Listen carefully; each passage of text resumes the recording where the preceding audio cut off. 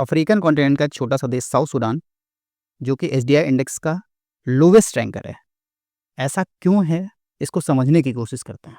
एक समय पर साउथ सूडान सूडान कंट्री का पार्ट हुआ करती थी, but got the independence after huge of conflict and became youngest country of the world in 9 July 2011. South Sudan is landlocked country. Geographically, it is located in northeast part of Africa, जिसके north में Sudan, east में Ethiopia, west में Central African Republic and south में DRC Congo, Uganda and Kenya lie करता है। United Nation Development Programme हर साल HDI index release करता है, जो एक इंडिकेटर का काम करता है for the development of the humans. It is widely used indicator for the comparing the development level of the different countries on the basis of the health, education and living standard, जिसमें से South Sudan का rank सबसे last है. But the question is why. Africa से Egypt, Europe से Britain, दोनों एक साथ मिलकर सूडान पर 1899 से लेकर 1956 तक रूल करते हैं. 1956 में इंडिपेंडेंस मिल जाती है, लेकिन एज ए यूनाइटेड सूडान, जिसके लिए साउथ सूडान लीडर्स कभी भी रेडी नहीं थे, क्योंकि उन्हें तो ये तो पता था कि पॉलिटिकल सुप्रीमेसी तो नॉर्थ सूडान के पास ही रहने वाली है. इसलिए after independence civil war start हो जाता है, जिसके जो मेन रीज़न है वो majority of the oil field जो दोनों कंट्रीज की बाउंड्री पर लाई करती है, एडमिनिस्ट्रेशन नॉर्थ सूडान के हाथ में होना. साउथ सूडान में मेनली एथनिक ट्राइब्स हैं. नॉर्थ सूडान में 97% पॉपुलेशन ऑफ द मुस्लिम की है.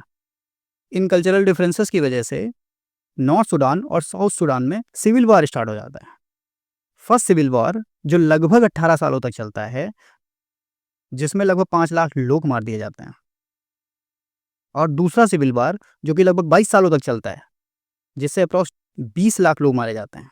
इन 40 साल के इतिहास में इस कंट्री की हालत इतनी खराब होती है, ना लोगों के पास रहने के लिए होता है, ना खाने के लिए. लोग शेल्टर कैंप्स में रहना स्टार्ट कर देते हैं. आखिरकार 2005 में नॉर्थ सूडान और साउथ सूडान के बीच में एक पीस एग्रीमेंट साइन होता है, और 2011 में finally south Sudan became independent, जो कि अब तक की सबसे यंगेस्ट कंट्री है. और 2011 में एक जॉइंट गवर्नमेंट का फॉर्मेशन होता है, जिसमें मिस्टर साल्वा किर प्रेसिडेंट बनाए जाते हैं, जो कि दिनका ट्राइब को बिलोंग करते हैं, जो वहाँ के सबसे लार्जेस्ट ट्राइब्स हैं. और वाइस प्रेसिडेंट मिस्टर रिक मचार, जो कि न्यू ट्राइब को बिलोंग करते हैं, which is the second largest tribe of the country.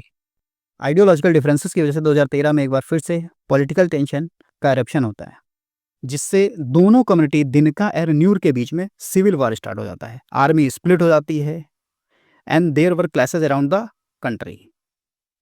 After that multiple ceasefire happened but failed.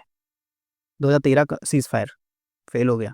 2015 compromise piece agreement, वो भी फेल हो गया. अल्टीमेटली 2016 में एक बार दोनों प्रेसिडेंट और वाइस प्रेसिडेंट बैठकर बात करते हैं.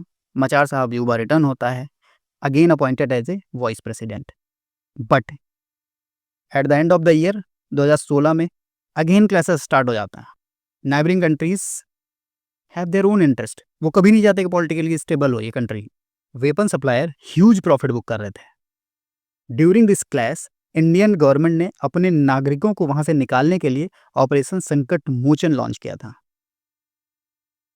और इस सिविल वॉर का इफेक्ट ये था कि 50,000 से ज़्यादा लोग मार दिए जाते हैं, लगभग 3.5 मिलियन पीपल डिस्प्लेस्ड हो चुके होते हैं, शेल्टर कैंप्स में वुमेन्स का रेप हो रहा होता है, 70% स्कूल क्लोज्ड हो चुके होते हैं, multiple disease spread across the refugee camps.